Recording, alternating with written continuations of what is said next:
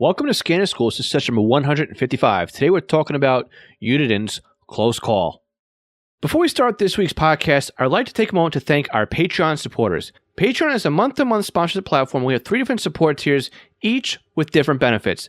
But the most valuable tier is our $5 a month tier. This equates to sponsoring the podcast for about $1 per episode. Now, not only do our $5 Patreon supporters receive the podcast early, but they also receive a commercial-free version of the podcast delivered directly to their podcast player.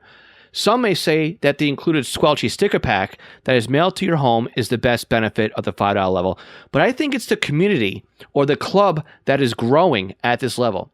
You see, we meet once a month on Zoom and we have a roundtable discussion about scanning, ask questions, offer advice. Some of the members are answering other people's questions, and we just talk with our fellow Scanner School classmates. This is an exclusive group for our $5 Patreon members. Now, again, if all this wasn't enough at that level, you'll also receive discounts to upcoming Scanner School courses and offerings. Now, you can help support Scanner School by going to www.scannerschool.com/Patreon or www.scannerschool.com/support. Now, I'd like to thank all of our Patreon supporters at all levels, and they are Buzz Gold, Chris Paris, Craig Harper, Dan, Ed Walsh, Eddie K, Edward Dufour, Glenn Bryden, Guy Lee, Jackson Friedman, James Felling, James Peruta, Jeff Block, Jenny Taylor, Jim Heinrich, John Goldenberg, Ken Newberry, Kenneth Fowler, Kevin Zwicky, Lenny Bauer, Mark Thompson, Mark Beebe, Michael Kroger, Paul Teal, Raymond Hill, Richard Armstrong, Ronnie Bach, Sal Marandola, Signals Everywhere, Tim Mazza, Ten Glendie, and William R. Can. Now let's start the podcast. Welcome to The Scanner School, a podcast dedicated to the scanner radio hobby. Class is about to begin.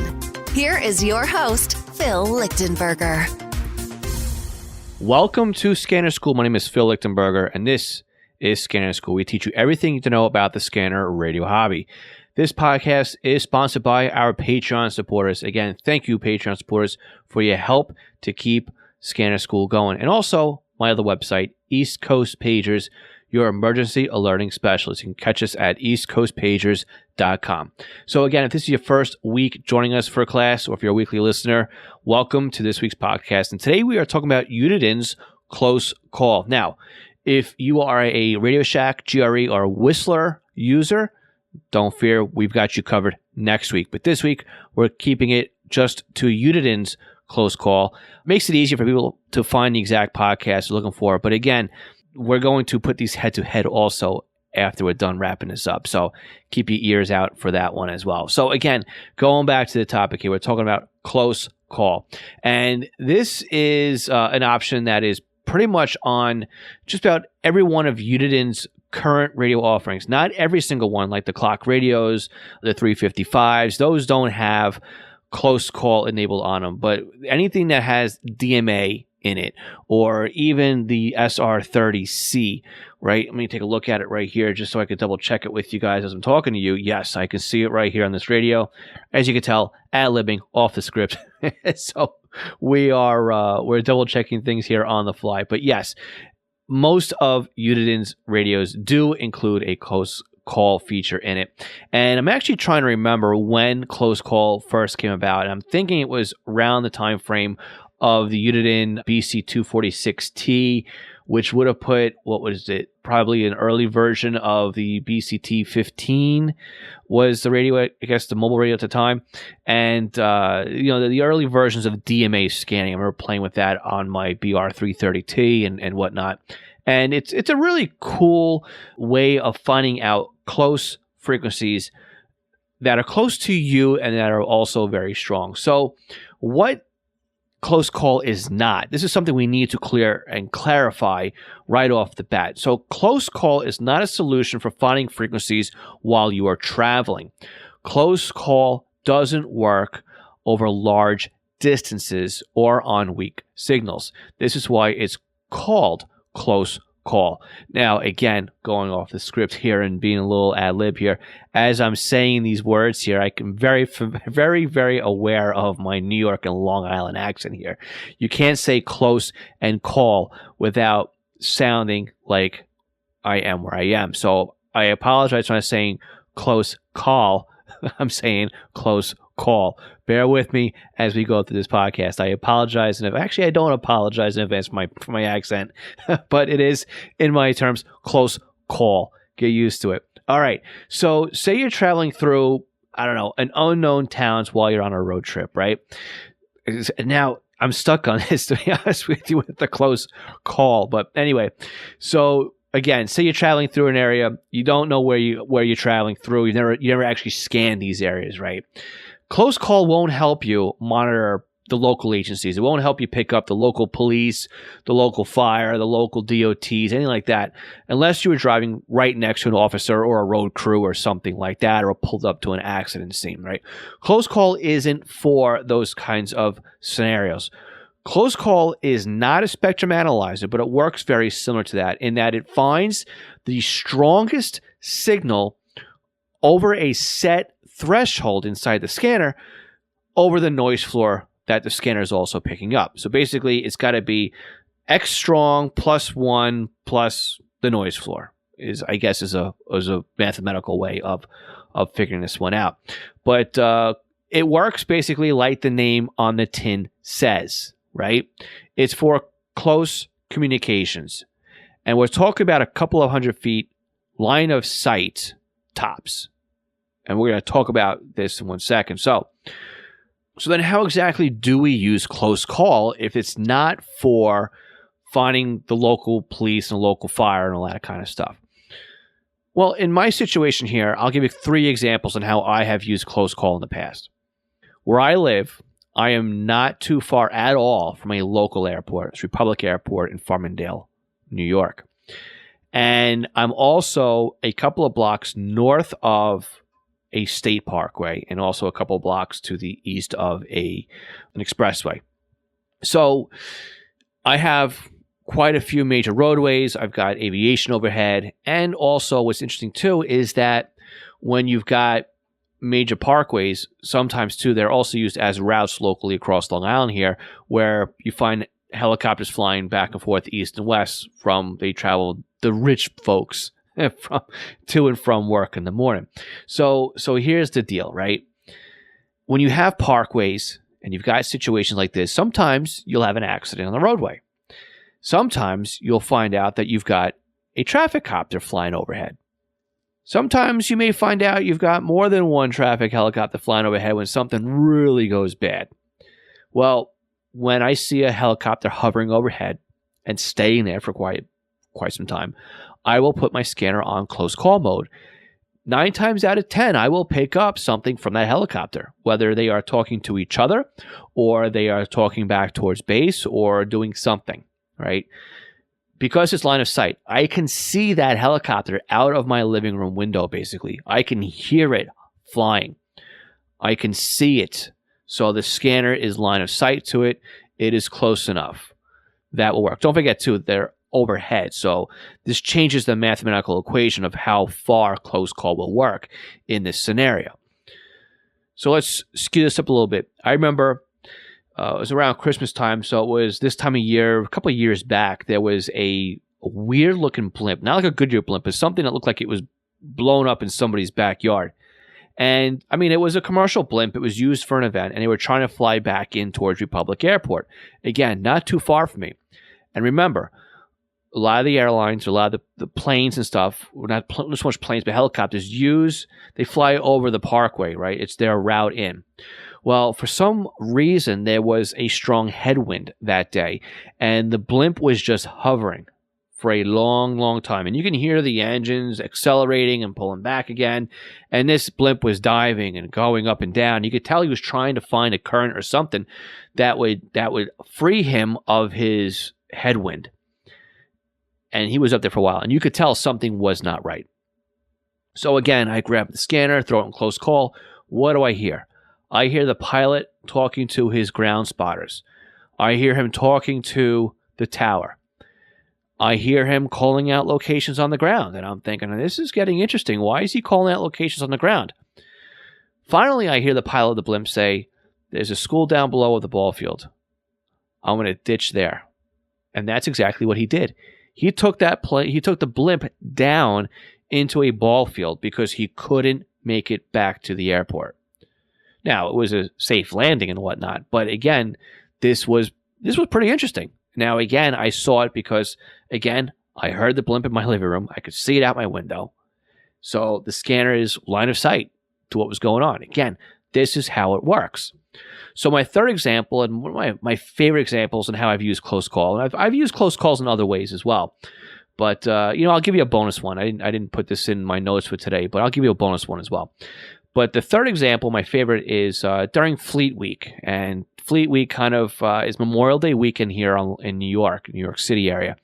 And not only do we have the Jones Beach Air Show, which I absolutely love, but we also have, with Fleet Week, we have military comes into town. So the Marines, U.S. Marines, will come in. They have a demo unit that comes in, and they do their own little skit, right? The helicopters flying overhead. The Marines will rope down and go into formation and clear the landing area, and then the helicopters will come in and land, right? And it's great. I mean, it's pretty exciting to see them do their stuff. But when I take my scanner to these things and I put my scanner into close call mode, what happens? Well, I can hear the helicopters communicating with each other. I can hear them talking to the ground spotters. You don't hear the helicopters. It's very interesting. You don't hear the helicopters, but you can hear them on the scanner. And after a couple of years of this, the PA systems will be patched in so everybody can hear what was going on. And of course, I can hear it on the scanner before you hear the helicopters, so you know it's the right frequency and all that stuff. But it's very cool to be able to hear that and hear what's going on. So the bonus way I've used close call is, of course, Long Island is an island, right? So there's a couple of times I'd end up down at the beach, and you can see several fishing vessels, commercial fishing vessels out there. These are the party types, right? Where they chaperone you out into the water, or you book a 3-hour tour type of deal, right? And they take you out fishing.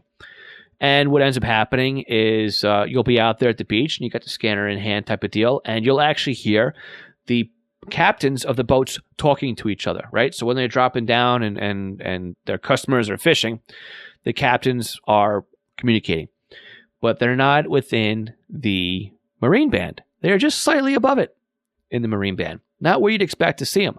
But with close call, I was able to very easily and quickly find where they were talking. And of course, they were all talking together. So again, they were also sharing where they were catching and where they weren't catching, because everybody wants to have fun when they're out in a boat like that. So nobody wants to get skunked and say, well, that boat's catching everything, how come we're not, right? So of course, the captains all work kind of together here, because they're not really working on a quota, they're working on just taking people out and having fun. So again, these are all different ways that I have used close call in the past. So again, you don't really use a close call when you're on the road trip. You would use it when you want to find something close by. Now, what time of year is this right now, right? We're in December timeframe. When would you be someplace right now where there might be some, I don't know, we call bubble packed radios or plastic box radios, FRS radios, right?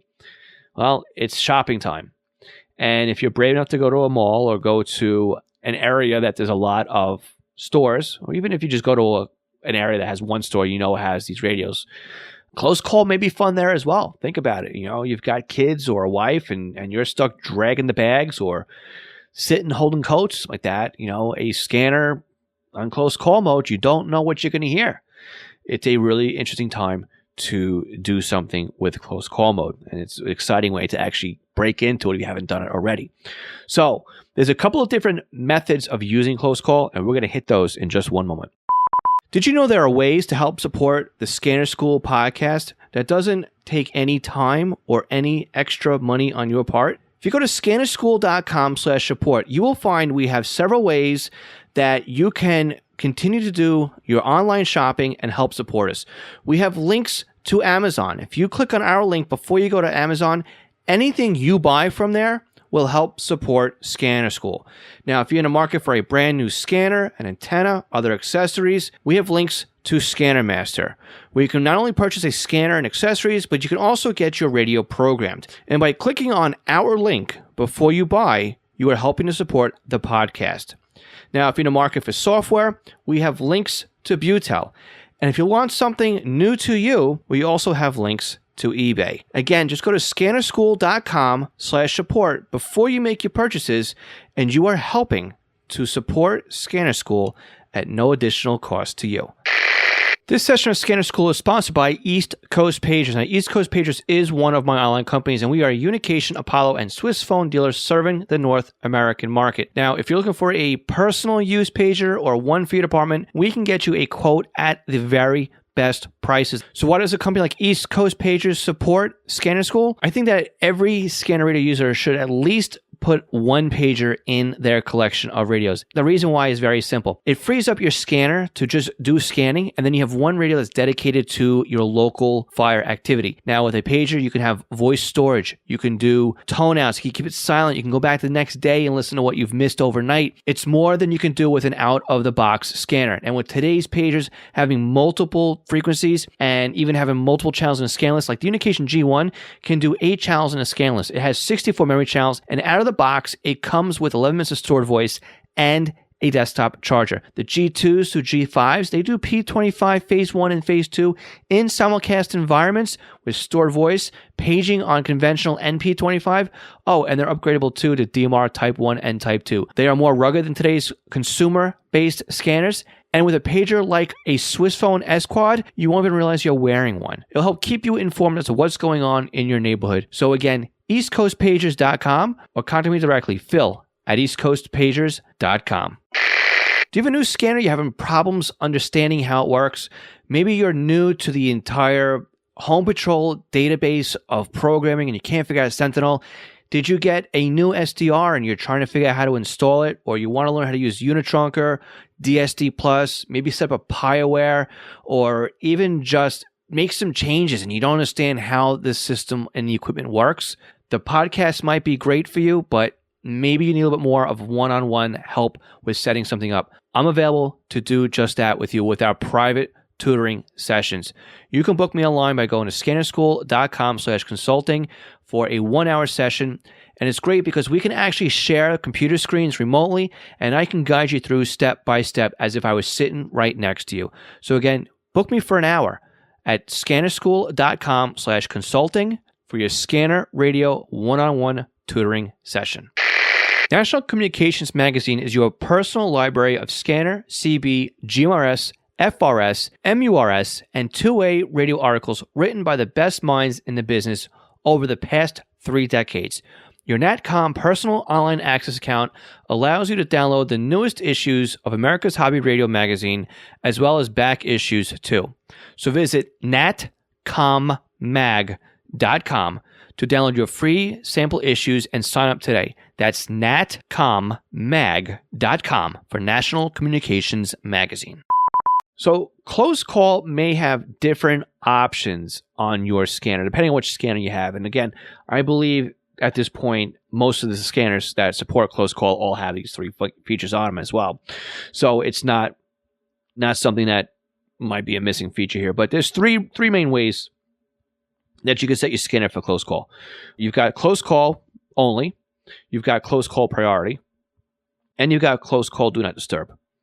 These are all pretty much self-explanatory, but there's some extra things into close call we have to worry about before we can get into there. I'm just going to dog you that for a second. So close call, when you go into the menus, you can go into the search close call settings of your scanner, and you can actually set the bands that you want to turn on close call or enable close call for. For example, when I'm scanning or looking for, scanning is a bad choice of words there. When I say I'm looking for that blimp or the helicopters flying overhead, I am going to just enable the aviation band in my close call settings. If I was looking for the Marines in the demo unit, well, I would have the Mil-Air section enabled, right? It might include UHF at that point. When I'm looking for the fishing boats, right? I want the VHF spectrum on because I want to make sure I can hear them in the VHF range.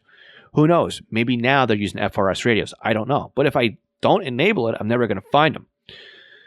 So you can turn things off and on in your close call settings that would add to or take away from your success rate of using close call. You can also set up close call to automatically store the frequencies that it is receiving.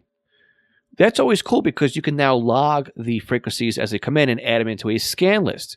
So if you know it's an active close call station of a frequency, boom, add them to a scan list.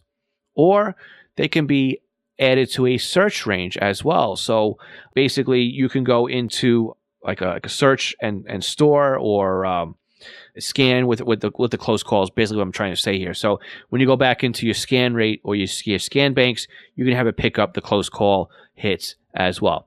So there's some interesting ways that you can use close call when it comes to using your scanner. So let's talk about the three main close call modes that you want to be in order to enable close call. So the first we talked about was just plain Jane close call.